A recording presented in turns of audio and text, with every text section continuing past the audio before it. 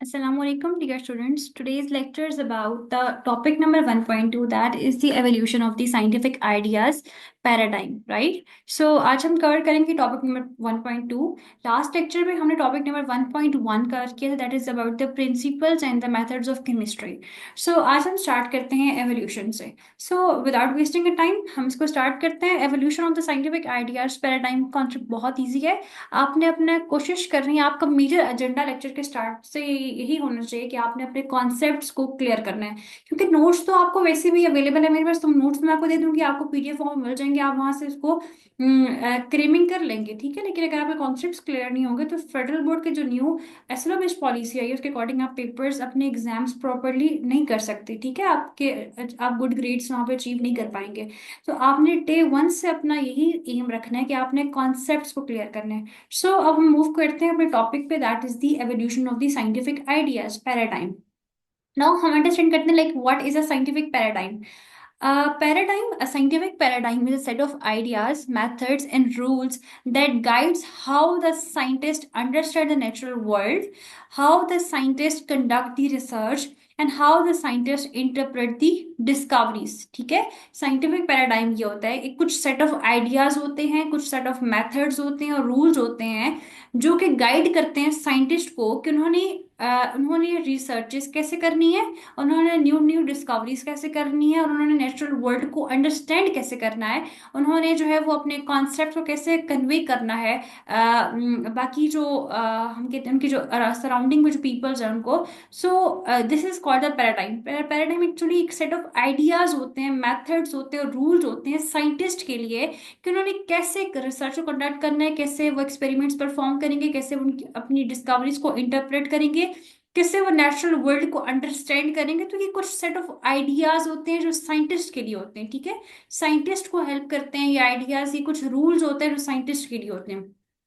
Next point पे move करते हैं. Paradigm provide scientist with a consistent way to study and share knowledge. बहुत important point है कि जो पैराडाइम है ये एक साइंटिस्ट को प्रोवाइड करता है एक प्रॉपर वे, एक प्रॉपर डायरेक्शन प्रोवाइड करता है कि एक्चुअली उन्होंने क्या स्टडी करना है और वो कौन सी नॉलेज को शेयर करें. फॉर एग्जाम्पल किसी साइंटिस्ट ने कोई एक्सपेरिमेंट परफॉर्म करना है, तो अब एक्सपेरिमेंट परफॉर्म करने के लिए ये पैराडाइम उसको एक पाथवे प्रोवाइड कर देगा, एक रास्ता प्रोवाइड कर देगा कि एक्चुअली उस एक्सपेरिमेंट को परफॉर्म करने के लिए उसने क्या क्या स्टडी करना है, कौन कौन से कंपाउंड्स को उसने स्टडी करना है, और कौन कौन सी नॉलेज जो है उसने शेयर करनी है, ठीक है. The next point is paradigm may evolve और be replaced with new evidences और बेटर एक्सप्लेनेशंस आर डिस्कवर्ड. कहते हैं कि पैराडाइम जो है ये वक्त टाइम के साथ साथ, वक्त के साथ साथ ये जो है हम इसको ये रिप्लेस होता रहता है न्यू डिस्कवरीज के साथ, न्यू एविडेंस के साथ. फॉर एग्जांपल आज जो है वो साइंटिस्ट ये कहते हैं कि साइंटिस्ट जो है वो ये एक्सपेरिमेंट, फॉर एग्जांपल वो कहते हैं कि जो NaCl है, सोडियम क्लोराइड, जो है ये एक सॉल्ट है, ठीक है. कुछ टाइम के बाद अगर जो न्यू एविडेंसेस आ जाते हैं, न्यू डिस्कवरीज आ जाती हैं, वो ये कहती हैं कि NaCl सॉल्ट नहीं है, वो कुछ और है. मैं एक एग्जांपल दे रही हूँ, ठीक है. तो अब पैराडाइम ये होता है कि ये टाइम के साथ अपने आप को इवॉल्व करा होता है, अपने आप को चेंज करा होता है. जैसे जैसे न्यू डिस्कवरीज आती हैं उस अकॉर्डिंगली अपने आप को चेंज करेगा, अपने आइडियाज को भी चेंज करता है, ठीक है. सो पैराडाइम एक्चुअली क्या होता है. पैराडाइम कुछ सेट ऑफ आइडियाज होते हैं, मेथड्स होते हैं और रूल्स होते हैं जो गाइड करते हैं साइंटिस्ट को कि how they understand the natural world, how they conducted the research and how they interpret the discoveries, ठीक है. कुछ सेट ऑफ आइडियाज, मेथड्स और रूल्स होते हैं. अब आपके पास ये एग्जांपल है scientific paradigm and their evolution. इसमें जो एग्जांपल है that is about the phlogiston theory, ठीक है. अब फ्लडस्टोन थ्योरी बहुत स्टूडेंट्स के लिए बहुत कॉम्प्लेक्स थ्योरी, उन्हें समझ नहीं आती. इसके लिए मैंने क्या किया कि मैंने प्रॉपर एक कुछ सेंटेंसेस और कुछ डायग्राम्स यहाँ पे जो है वो मेंशन की हैं और अटैच की हैं डायग्राम्स, जिससे आपको प्रॉपरली आप इस कॉन्सेप्ट को समझ सकते हैं. जब आपने इसको देख एकदम से फ्रस्ट्रेशन में नहीं आ जाना कि भाई इतना ज्यादा मटेरियल लिखा हुआ है मैं कैसे याद करूंगा. नहीं, आपको इसको याद करने की जरूरत नहीं है. This material is just for your concept purpose, ठीक है. इसको आप सिर्फ समझेंगे यहाँ से, उसके बाद जो मेरे नोट्स हैं वहां से जो आपको याद करेंगे, तो आपको जो है ना वो यहाँ से बहुत कुछ याद करने की जरूरत नहीं है, बल्कि आप जस्ट टू द पॉइंट जो आपकी बुक में बातें लिखी है वही आप याद करेंगे. बट एक स्टोरी की फॉर्म में मैं आपको कॉन्सेप्ट बताऊंगी कि एक्चुअली जो फ्लोजिस्टोन थ्योरी है ये क्या थ्योरी थी, ठीक है। So first of all, evolution of the scientific ideas, the phlogiston theory. So what is the phlogiston theory? ये थ्योरी क्या है? So back in the 1700s scientists were trying to understand how burning and rusting happened. अगर आप back चले जाए 1700 years before, तो scientist ना ये ट्राई कर रहे थे, अंडरस्टैंड कर रहे थे कि जो बर्निंग है और रस्टिंग है वो किस तरह से होती है। बर्निंग आपको पता है, जैसे कि फॉर एग्जांपल आपके पास एक वुड का पीस है, उसको आप जलाते हैं तो वो बर्निंग होती है। रस्टिंग क्या होती है? आपके पास कोई भी आयरन, कोई भी लोहा जो है, जब आप उसको ओपन एनवायरनमेंट में रख देते हैं, कुछ टाइम आपने देखा होगा उसको जंग लग जाता है। तो एक्चुअली जो जंग लगना होता है उसको हम कहते हैं रस्टिंग, ठीक है।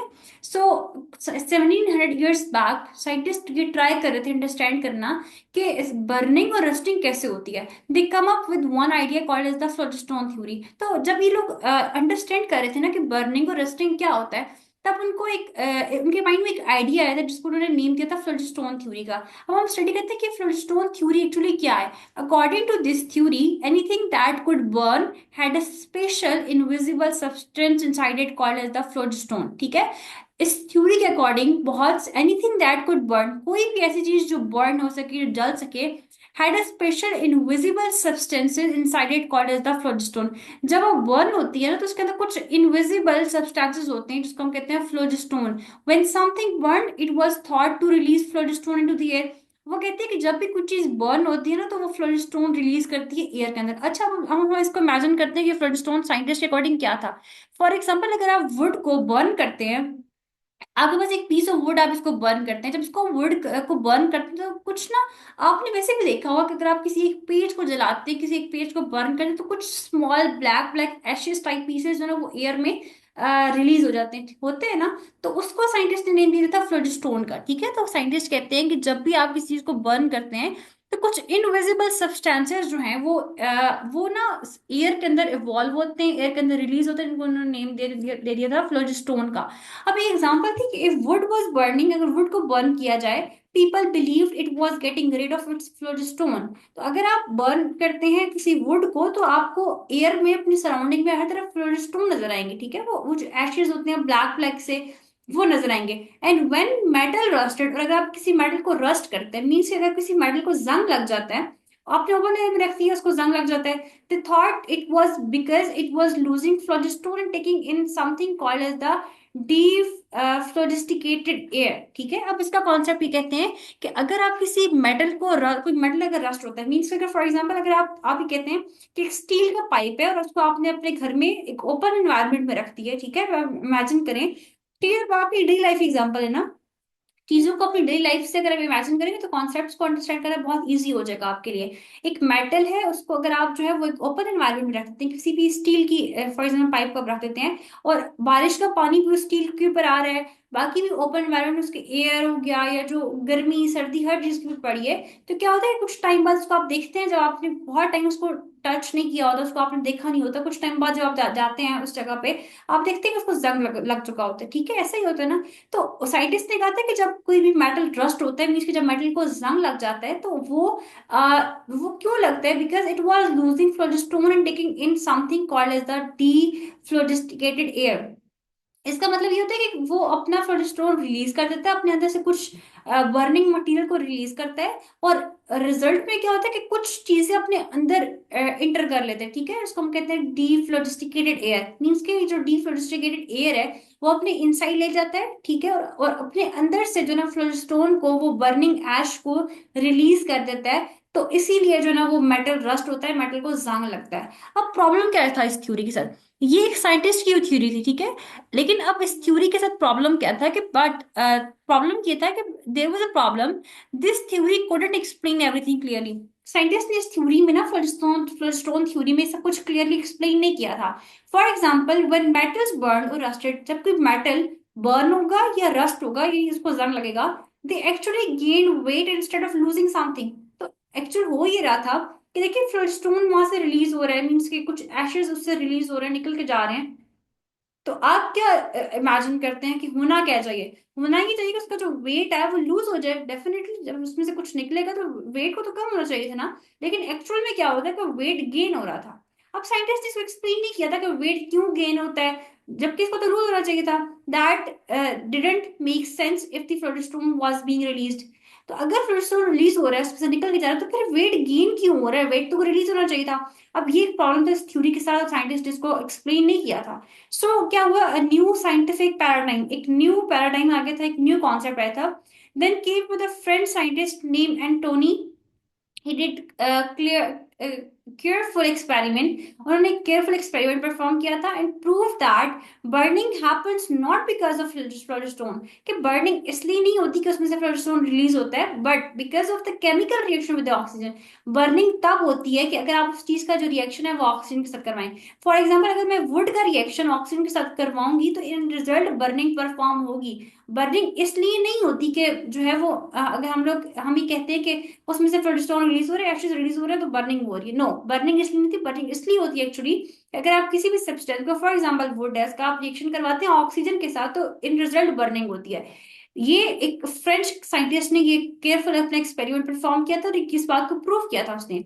He showed that combustion is caused by oxygen combining with other substances. आपको पता है टर्मिनोलॉजी यूज होती है केमिस्ट्री में, दैट इज कंबशन। इससे फेमिलियर हो जाएंगे, आपकी केमिस्ट्री में आपके साथ हमेशा ये टर्मिनोलॉजी रहेगी, कंबशन। कंबशन क्या होता है कि जब भी कोई सब्सटेंस ऑक्सीजन के साथ रिएक्शन करता है, रिजल्ट जो है वो बर्निंग का प्रोसेस परफॉर्म होता है, दैट इज कॉल्ड कंबशन। ठीक है। So and this leads to a new scientific paradigm, the modern understanding of the chemical reaction like oxidation and the reduction. जब देखिए, एक पहले एक कॉन्सेप्ट था साइंटिस्ट के पास पैराडाइम का, सॉरी फ्लोगिस्टोन का, और उसके बाद फिर एक और कॉन्सेप्ट आ गया कि नहीं ऐसा नहीं होता, बल्कि जब अगर कंबशन परफॉर्म होगी, means for example would oxygen के साथ रिएक्शन करेगा तो रिजल्ट बर्निंग होगी, तो इसको हम कहते हैं कंबशन। तो कंबशन के रिजल्ट में ही बर्निंग हो रही होती है। तो यहाँ साइंटिस्ट के पास एक न्यू कॉन्सेप्ट आ गया था। अब हम लोग एक्चुअली क्या पढ़े थे, दोबारा से हम बैक जाते हैं। हमने स्टार्ट किया था साइंटिफिक पैराडाइम से, और ये साइंटिफिक पैराडाइम की एग्जांपल थी फ्लोगिस्टोन थ्योरी। अब कैसे इसकी एग्जांपल थी, देखिए पहले साइंटिस्ट के पास एक डिफरेंट आइडियाज थे, फिर साइंटिस्ट के आइडियाज चेंज हो गए थे। तो जब चेंज हुआ तो मैंने आपको लास्ट पॉइंट ये पढ़ाया था ना, बताया था कि जब साइंटिफिक थ्योरीज में एवोल्यूशन होती है, थ्योरीज इवॉल्व होती हैं, चेंज होती हैं, तो कॉन्सेप्ट को चेंज कर दिया जाता है। ठीक है, कंप्लीट थ्योरी चेंज कर दी जाती है उसके अकॉर्डिंग। सो यहाँ पे देखिए यही बात है कि this lead to a new scientific paradigm, एक न्यू साइंटिफिक पैराडाइम, एक न्यू साइंटिफिक आइडिया आ चुका था साइंटिस्ट के पास, the modern understanding of the chemical reaction like the oxidation and the reduction. ठीक है। सो ये आपके पास एक एक फ्लोगिस्टोन थ्योरी की, आई होप सो कि आपको इसकी समझ आ गई होगी। Why this matter, this is the perfect example of how the science works. Scientist build ideas based on what they know. Scientist जो कुछ उनको पता हो तो उसके अकॉर्डिंगली वो कुछ आइडियाज को बिल्ड करते हैं।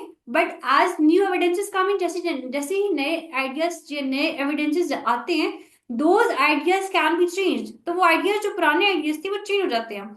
Old theories are replaced with better explanation on the new one, and that's how the science evolve. ठीक है, इस तरह से साइंस जो है ना वो इवॉल्व होती जा रही है, कि पहले कुछ आइडियाज साइंटिस्ट के पास, जैसे उसमें एवोल्यूशन हुई, जैसे एविडेंसेस आए तो उनको चेंज कर दिया गया, ओल्ड थ्योरीज को रिप्लेस कर दिया गया न्यू थ्योरीज के साथ। This is called as the scientific paradigm. ठीक है। सो यहाँ पे कोई क्यूरी हो आपको तो जरूर मुझे मुझसे कमेंट सेक्शन में पूछें, अदरवाइज जो है वो आपको अब नोट्स मिल जाएंगे इस टॉपिक के। द फ्लोगिस्टोन थ्योरी की बहुत डेफिनेटली बहुत लेंथी लिखा हुआ है, लेकिन ये जस्ट आपके कॉन्सेप्ट को क्लियर करने के लिए सब कुछ था। ठीक है।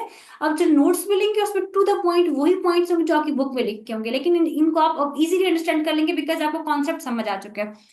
Before wasting time, next move करते हैं नेक्स्ट टॉपिक के ऊपर, that is about the historical model of the atom. Scientist revise the atomic model with new experiment evidences was found.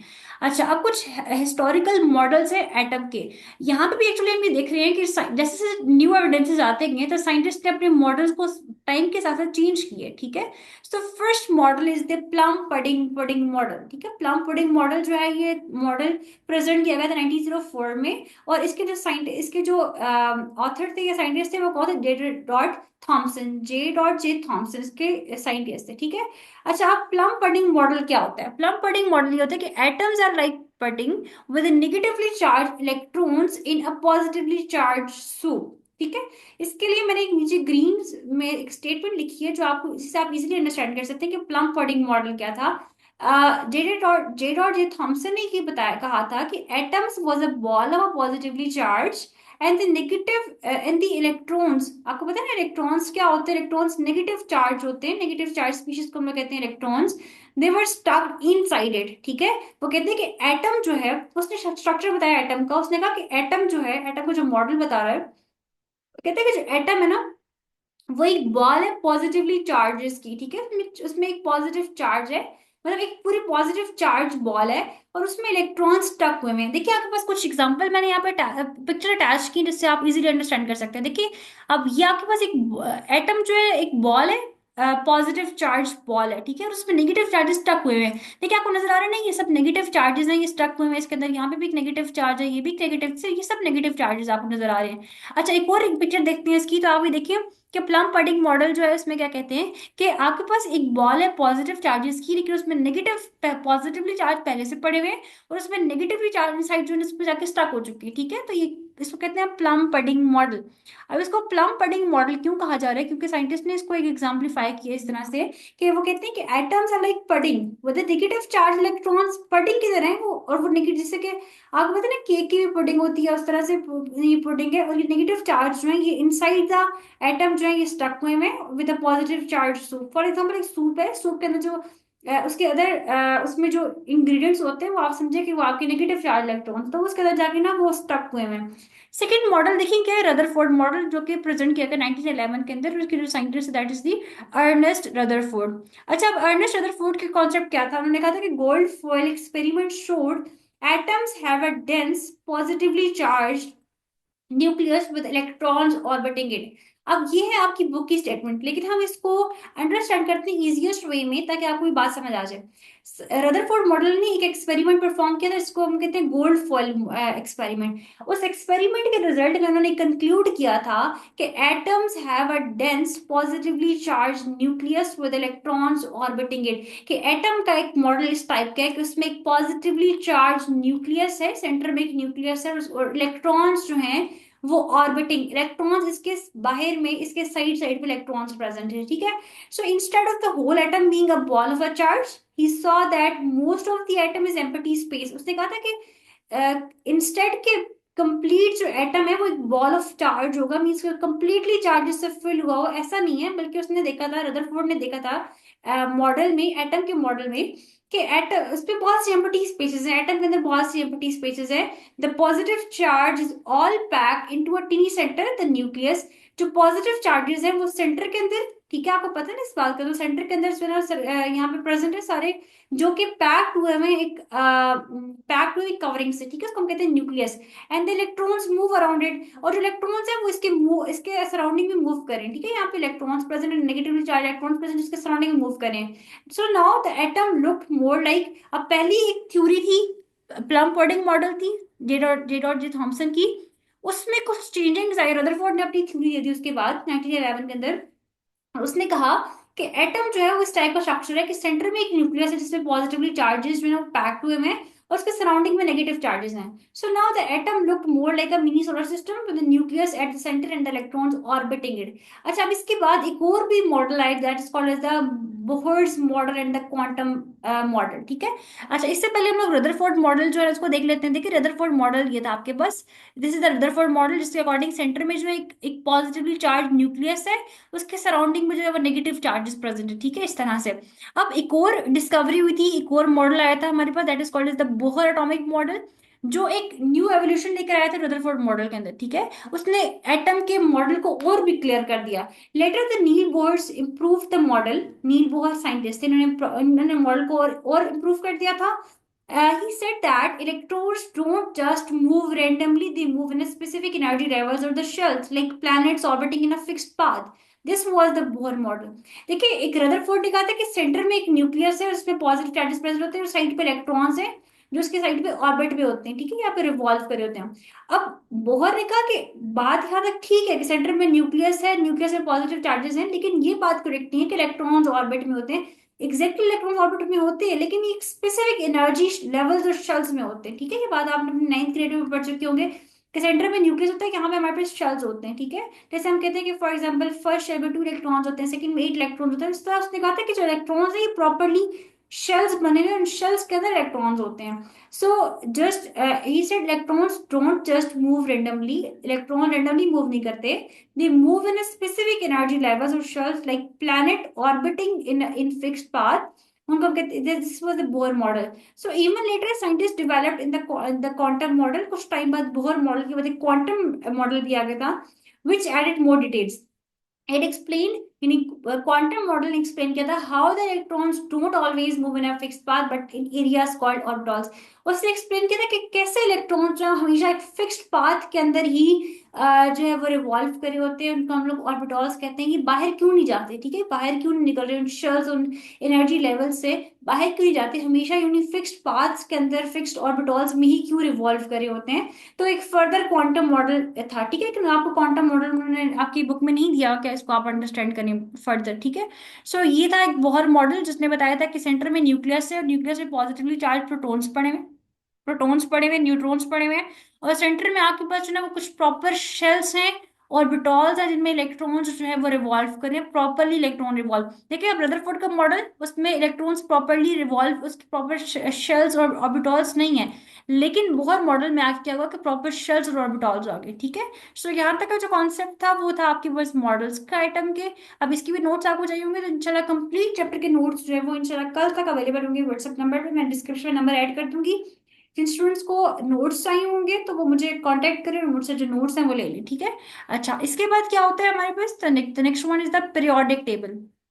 अच्छा, पीरियोडिक टेबल क्या है? Think of a periodic table. What is the periodic table? Think of periodic table as the Google map of chemistry. It shows where each element is and what it can do. Periodic table ये होता है कि आप ये सोचिए कि periodic table एक Google map है. जैसे भी आप कहीं भी ट्रैवल करते हैं ना, आपको गूगल मैप की जरूरत होती है. वो आपको कंप्लीट आइडिया देता है कि अच्छा इसके बाद नेक्स्ट सिटी ये आ रहा है, रावलपिंडी के बाद इस्लामाबाद आ रहा है, इस्लामाबाद के बाद जो है वो नेक्स्ट सिटी कोई और आ रहा है. तो इस तरह से प्रॉपर आपको उसमें आप गूगल मैप आपको सब कुछ बता रहा होता है. Same is the case, periodic table भी एक केमिस्ट्री का गूगल मैप है जो आपको बताते हैं कि कौन सा एलिमेंट कहाँ पे प्रेजेंट है, ठीक है. So the first variant was made by the scientist whose name is Mendeleev in 1869. First time the first variant of the periodic table was presented by the Mendeleev. Scientist थे Mendeleev, उन्होंने present किया था first time periodic table को 1869 में. He arranged the elements by increasing the atomic number, atomic mass and grouped them by similar properties. वो तमाम elements जिनकी properties same थी, जिनके सेम साइजेस या सेम उनके स्ट्रक्चर्स, सेम प्रॉपर्टीज थी, उन सबको एक ग्रुप में रख दिया गया. और उन्होंने और उसने क्या किया था कि मेंडलीव ने कि उन्होंने एलिमेंट्स को अरेंज किया था on the basis of increasing the atomic mass. For example hydrogen का एटॉमिक मास है 1, हीलियम का एटॉमिक मास है 2. मैं एक एग्जांपल दे रही हूँ, ठीक है. सो साइंटिस्ट ने ये मेंडलीव ने क्या किया था कि उनके इंक्रीजिंग एटॉमिक मासेस की बेस पे उन्होंने जो है वो इनको अरेंज कर दिया. But Mendeleev left empty spaces in the table and predicted element that haven't even not discovered yet, and he was right. Mendeleev ने क्या किया था, पीरियोडिक टेबल में कुछ सेंटर में कुछ स्पेस को छोड़ दिया था, ठीक है. और उसने प्रोडिक्ट किया था कि यहाँ पे कुछ एलिमेंट्स आते हैं जो इवन अभी तक भी डिस्कवर नहीं हुए. और यही रियलिटी है कि एग्जैक्टली सेंटर में कुछ एलिमेंट्स को आना चाहिए, ठीक है, जो अभी तक भी डिस्कवर नहीं हुए. जब वो डिस्कवर होंगे तो वो सेंटर में आ जाएंगे, ठीक है. तो उसकी बहुत कूलेस्ट पार्ट था पीरियोडिक टेबल का, मेंडलीव की डिस्कवरी का. Now we are moving towards the modern periodic table. As the science improved, we got more accurate information. Now the modern periodic table arranges the element by atomic number. अच्छा, modern periodic table, अच्छा इसमें कुछ evolution है periodic table में. और उसके बाद जो modern periodic table आया है उसमें क्या था कि atoms को, sorry, elements को arrange किया गया on the basis of their atomic number, not the mass. First model है जो लेटर एटॉमिक पीरियोडिक टेबल है उसको उन the basis of their atomic message की बेस पे अरेंज किया गया है. लेकिन जो मॉडर्न पीरियड टेबल है उसको उसमें एलिमेंट्स को on the basis of their increasing atomic number की बेस पे उनको अरेंज किया गया. Electronic configuration like how the secondly उनको अरेंज किया गया on the basis of the electronic configuration. What is electronic configuration? Like how the electrons are arrange around the nucleus. Electrons कैसे nucleus के around arrange है उसकी basis पे उनको जो ना वो उनको अरेंज किया गया, ठीक है, मॉडर्न पीरियोडिक टेबल के अंदर. सो मॉडर्न पीरियोडिक टेबल के अंदर और एक जो लेटर पीरियोडिक टेबल था, ओल्ड पीरियोडिक टेबल, उसमें एक डिफरेंस है, ठीक है. जो ओल्ड था उसको on the basis of their increasing atomic masses की बेस पे, जबकि मॉडर्न को on the basis of their electronic configuration as well as on the basis of their atomic number arrange किया गया है. So the modern periodic table helps us see the similar chemical properties in the groups. Model periodic table के through हमें help मिलती है कि हम लोग सिमिलर केमिकल प्रॉपर्टीज को एक ग्रुप्स में रख सकते हैं। हमें पता है कि ग्रुप्स जो है वर्टिकल कॉलम्स होते हैं, ठीक है, आपके पास इस तरह कुछ ग्रुप्स हैं। हम लोग पीरियोडिक टेबल को भी एक लेक्चर में हम लोग कवर करेंगे। उसमें हम लोग इसको भी स्टडी करेंगे कि पीरियोडिक टेबल में किस तरह से ग्रुप्स में अरेंज किया गया एलिमेंट्स और किस तरह से पीरियड्स में अरेंज किया गया। इस तरह आपके पास ग्रुप्स और पीरियड्स हैं, ठीक है। जो वर्टिकल कॉलम्स में होते हैं उनको ग्रुप्स कहते होते हैं, जो हॉरिजॉन्टल कॉलम्स में होते हैं उनको हम लोग रोज कहते होते हैं, ठीक है। Understand how the elements react in a chemical reaction and predict the properties of the unknown elements, ठीक है। सो यहाँ तक आपका लेक्चर था। यहाँ तक आपका लेक्चर था। यस, हम लोगों ने कवर कर लिया topic number 1.2, that is about the evolution of the scientific ideas, ठीक है। इसमें हम लोगों ने साइंटिफिक पैराडाइम को स्टडी किया है। कोई भी क्यूरी हो मुझे कमेंट सेक्शन में जरूर बताएं अपनी क्यूरी। अगर आपकी क्यूरी जो है, कोई क्वेश्चन है जो आप अपनी कमेंट सेक्शन में मुझे नहीं बता सकते, तो मुझे व्हाट्सएप पे मुझसे कांटेक्ट कर ले, मैं इंशाल्लाह आपको वहाँ पे रिस्पॉन्स करूंगी। नोट्स चाहिए हो तो मेरे व्हाट्सएप नंबर पे कांटेक्ट करें, नोट्स आपको मिल जाएंगे वहाँ से। और मेरे 10th ग्रेड के स्टूडेंट्स हैं वो व्हाट्सएप पे कांटेक्ट करके ग्रुप में ऐड हो जाएं, ठीक है, ताकि उनको अपडेट्स मिलती रहें। जिस भी सब्जेक्ट के जो भी लेक्चर आएंगे तो आपको फौरन वहाँ पे लिंक शेयर कर दिया जाएगा आपका। और सेकंड, चैनल को सब्सक्राइब करिए। इसको अगर वीडियो आपको अच्छी लगी है, लेक्चर से आपको बेनिफिटेड लेक्चर था, अगर आपको कुछ समझ आई है इसमें, तो जरूर लाइक करिए इसको और फर्दर वीडियोस का वेट करें इंशाल्लाह। Time to time daily basis पे आपको जो वीडियोस हैं वो मिलती रहेंगी और हम बहुत जल्दी आपको जो सिलेबस है उसको कवर कर लेंगे, ठीक है। So until the next lecture, अल्लाह हाफिज, अपना ख्याल रखिएगा।